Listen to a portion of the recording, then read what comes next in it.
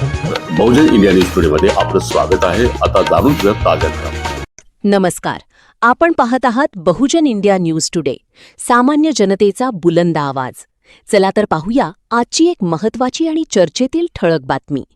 दिल्लीतील जंतर मंतरवर कॉकरोच जनता पार्टी अर्थात सीजेपीचे आंदोलन आणि डॉक्टर बाबासाहेब आंबेडकर यांच्या प्रतिमेमुळे या आंदोलनाला मिळाले नवे चर्चेचे वळण।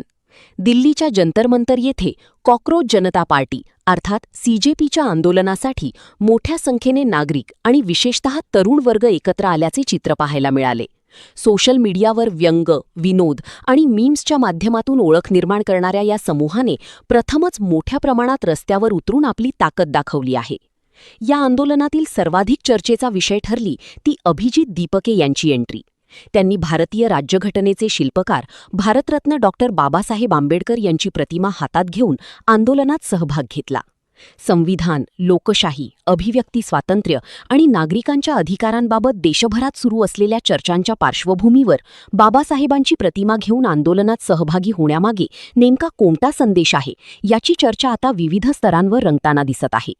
राजकीय विश्लेषकांच्या मते ही कृती संविधानिक मूल्यांप्रती बांधिलकी, लोकशाही मार्गाने मतभेद व्यक्त करण्याचा संदेश किंवा सामाजिक राजकीय भूमिकेला वैचारिक अधिष्ठान देण्याचा प्रयत्न म्हणून पाहिली जाऊ शकते। मात्र याबाबत आंदोलनकर्त्यांची अधिकृत भूमिका अद्याप स्पष्ट झालेली नाही। या आंदोलनातून केवळ गर्दीच नव्हे तर प्रश्न विचारणारी, मतं मांडणारी आणि सामाजिक राजकीय घडामोडींमध्ये सक्रिय सहभाग घेणारी नवी तरुण पिढीही समोर आल्याचे चित्र पाहायला मिळाले। सोशल मीडियावर सुरू झालेला एक प्रवाह आता प्रत्यक्ष लोक आंदोलनाच्या स्वरूपात पुढे येत असल्याचे जंतर मंतरवरील या आंदोलनातून दिसून आले आहे। दरम्यान या संपूर्ण घडामोडीमुळे एक गोष्ट पुन्हा अधोरेखित झाली आहे की भारतातील कोणतीही महत्त्वाची लोकशाही चर्चा आजही डॉक्टर बाबासाहेब आंबेडकर आणि भारतीय संविधान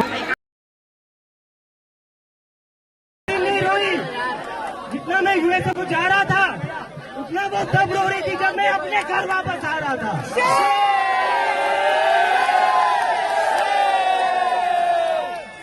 पिछले 2-3 दिन से मेरी माँ और मेरी सिस्टर रो रहे थे कि तू वापस चला जाएगा तो तुझे ये लोग अंदर डाल देंगे।